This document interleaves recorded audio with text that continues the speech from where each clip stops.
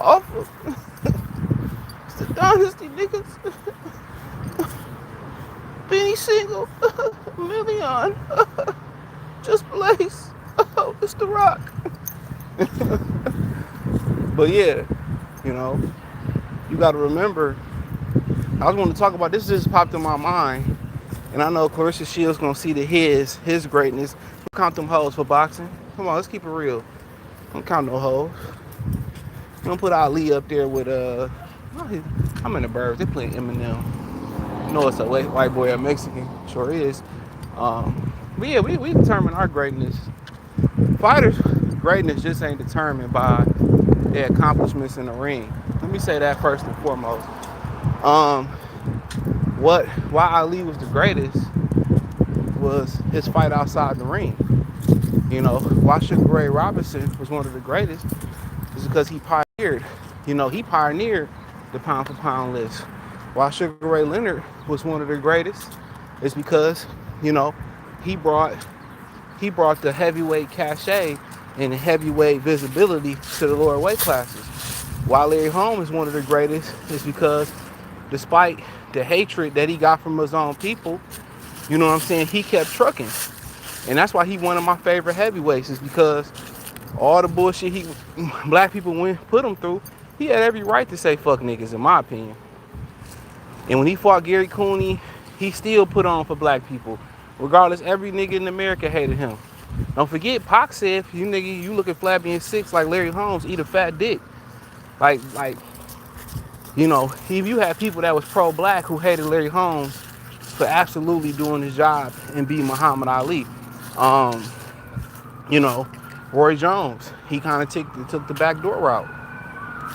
You know, he wasn't, he really didn't have a major promoter behind him. They've been handling him all day. They've been packing niggas up all day.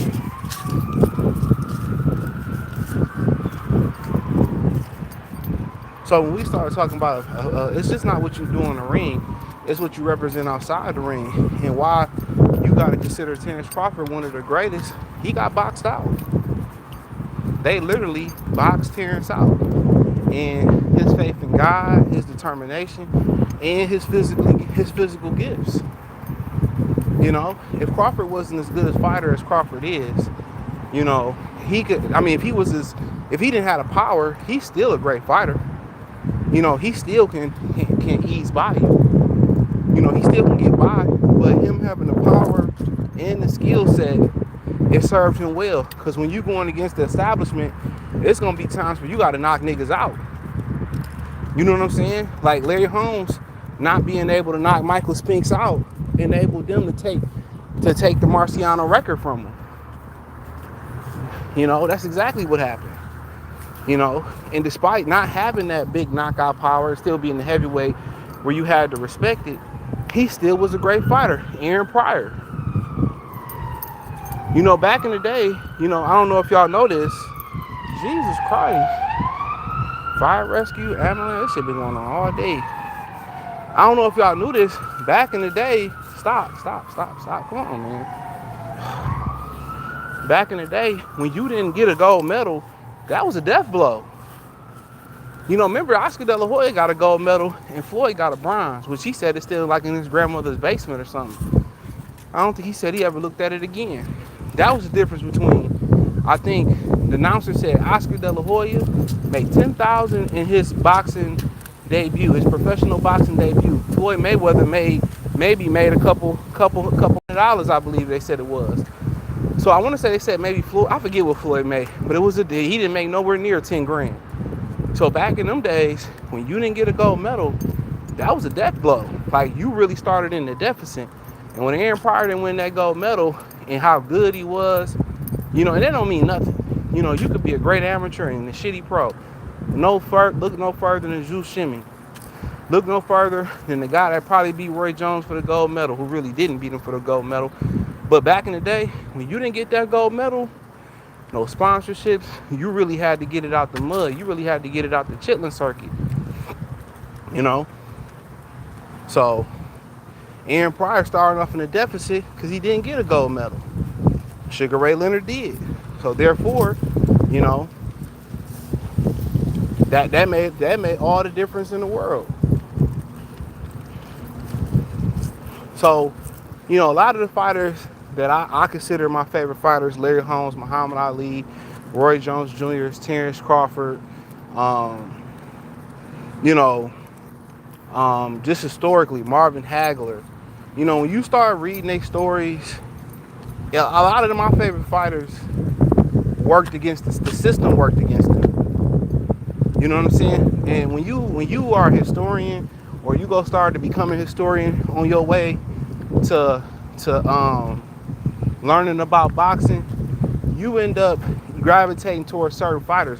Me, I gravitated towards the fighters that the politics didn't favor them. They had to fight the system. Like I said, Marvin Hagler had, and I know not people know this because Roy Jones said it, was talking about the Crawford and Canelo fight. Marvin Hagler had 44 fucking fights before his first title and got robbed.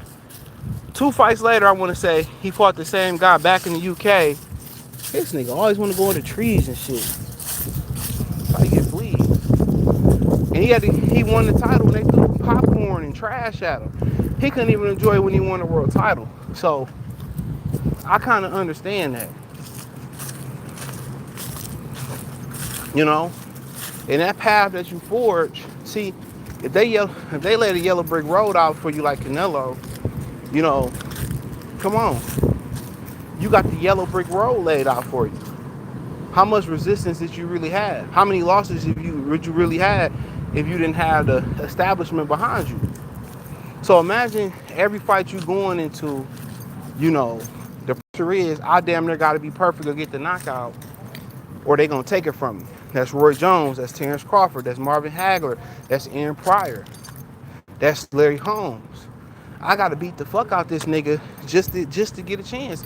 And what makes it so much greater for guys like Larry Holmes and guys who didn't really have that punching power, that's even more impressive. And I give credit with Paulo Malignaggi for what he was able to do as a professional with, because he had hand problems with little to no, power. I think that's very impressive.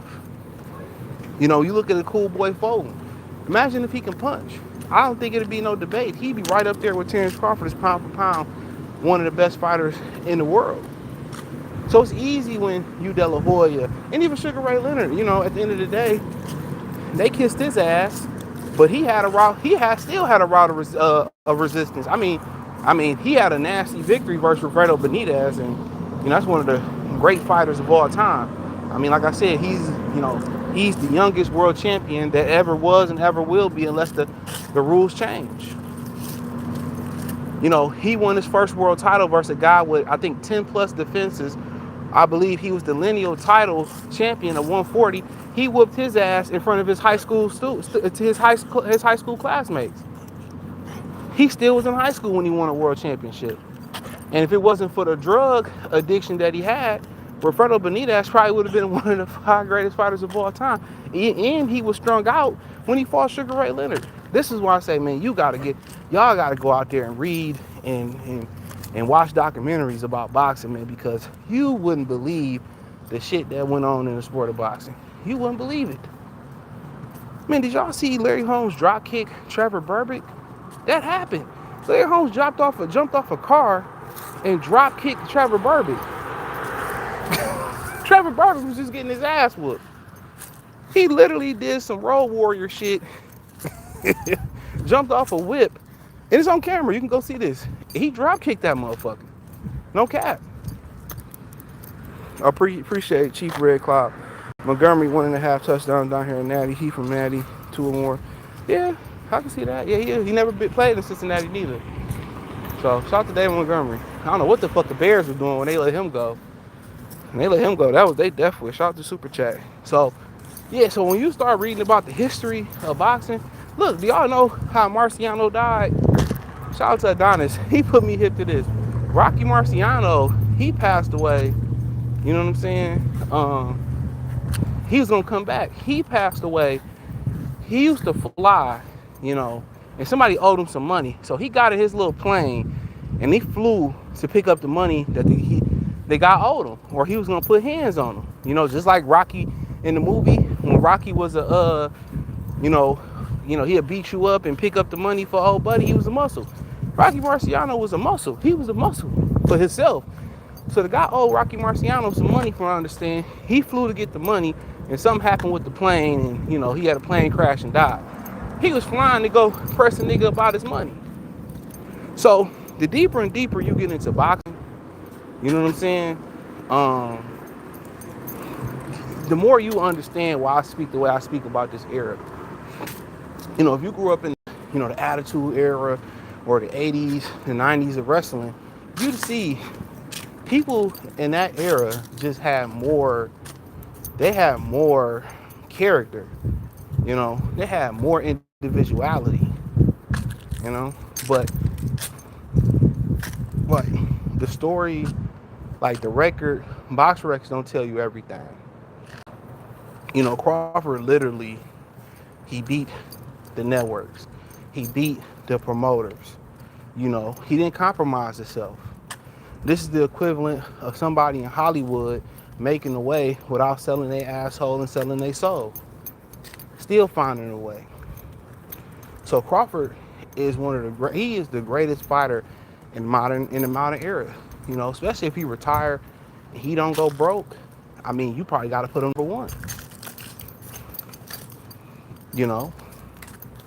You probably got to put that brother number one. He didn't compromise his integrity. He didn't get caught with no fishnets. He didn't get caught doing no blow. You know what I'm saying? People could say, yeah, he had a child out of wedlock, man. For the most part, most men, that's what you've been here to do. God bless you with that 1,000,000-round clip. Most dudes by nature is gonna fuck. It's dangerous, to fuck these days, because all this diseases and crazy bitches out here. But that's what it's meant to do. That's why, it's 2 million more women in the United States than men. It's common sense.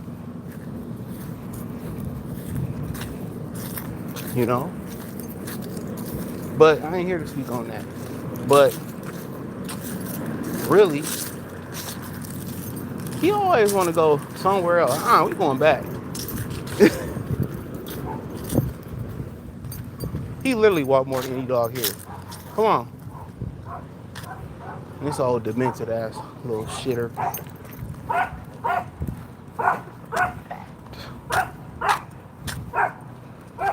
That dog demented. But yeah.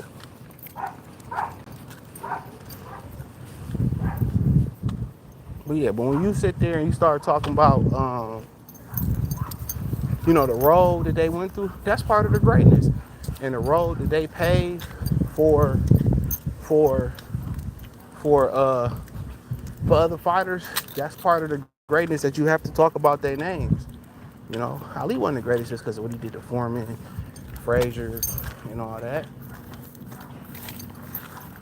It was the man he was outside the ring. It was the path that he blazed outside the ring. So, yeah, Crawford Road, how they did him, Chill out.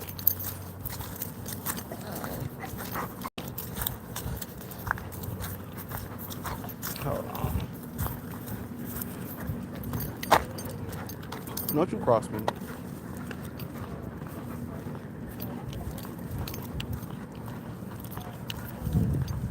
Stop. I said don't. Go. I don't be get why people be speeding in the parkway. So you got kids here. As soon as you hit somebody, them foreign motherfuckers want to start acting like they don't speak English.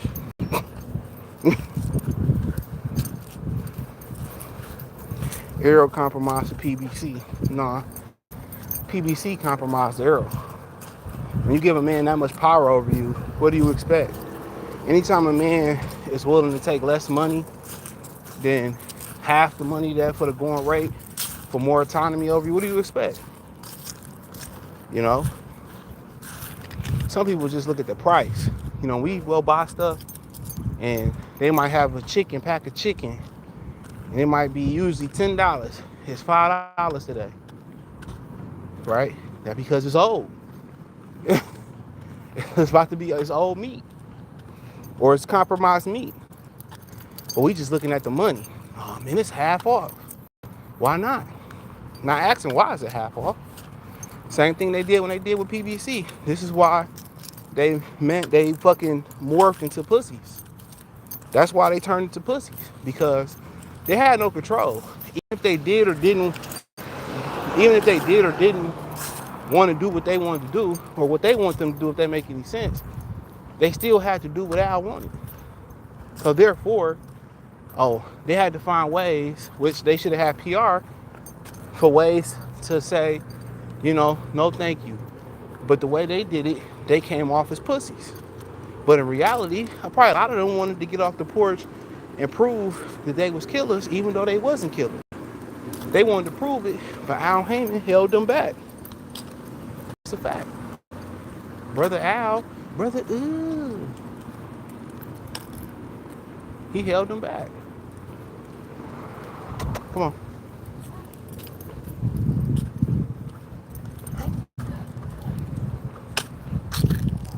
Brother Al held them back.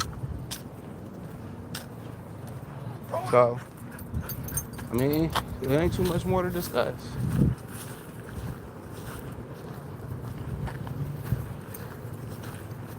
So it's like, even if they would, they couldn't. No barks today? I know. Come on. He only bark when he on that ledge, on that balcony. Ooh, I'm about to fall. You not creepy. You not sneaky.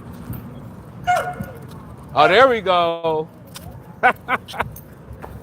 Hey, he had the ball off the bark. Oh, that's the bitch that I want to hit my fucking car. You hit my car, you gotta suck my dick for 30 days straight. That's what Kobe be telling her. Well, Kobe don't got no car. They don't drive in New York. Kobe be on the bus. Y'all ain't seen the videos of Kobe on the bus pop locking for change and shit? He put his Adidas and his Tango hat on and shit. That nigga be on the bus pop locking on the way home from work. he making a pop locking. He making a pop locking, start a YouTube channel. This nigga about to buy a studio. That nigga Kobe pop locking on the New York subway and shit.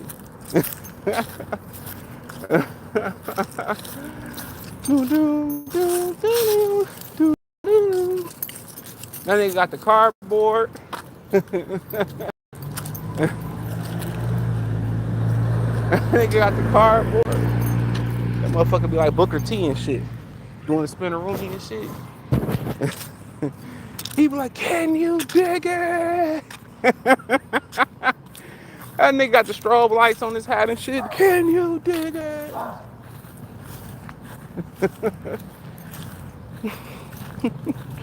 That nigga brushed out the worm like he's Scotty Too Hottie or some shit.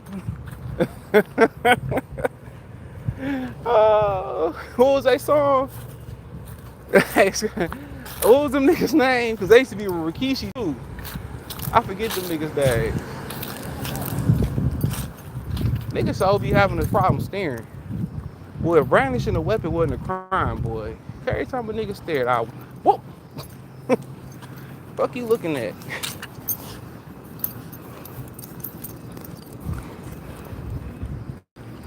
Al Heyman, I don't think he never believed in his fighters. His whole agenda was to finesse the game. That's all that shit was. To finesse the game.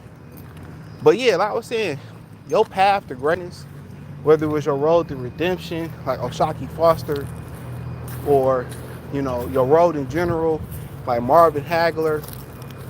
I know somebody was telling me in the comment section, well, James Toney didn't always use the micro nut. Yes, the fuck he did. He was down on all three scorecards when he knocked them out in 11 for 12. I remember watching that fight. Like, people be trying to speak like they know what the fuck they talking about. Like, shut up. Sit down and listen. But that road that Bud had, that puts him in elite company. And really, once you start thinking historically, man, when you didn't have that gold medal, Because right now, them niggas don't care about the gold medal no more. Rightfully so. But you don't have then, man, if you running 100 meters, motherfuckers who won the gold medal, man, they had a 50-meter head start. You would start 50 meters. So, you know, all the fighters back then who didn't have the gold medal, you know, they salute to them who became world champions and shit. Because, man, especially if you ain't get silver, you ain't medal at all, yeah, it was tough. Dana White lost money betting on. I don't give a fuck. Man, if he improved the sport of boxing, that's all I care about. I don't give a fuck. Dana White got money to blow. That's motherfucking Louis Vuitton money for his bitch. Tony probably had won 3 rounds before he stopped. You mean none? Hell yeah. Niggas get dominated. Pulled that shit out of there. Let me get out of here, y'all. Appreciate y'all. I just want to do something short. Appreciate the super chat, bro.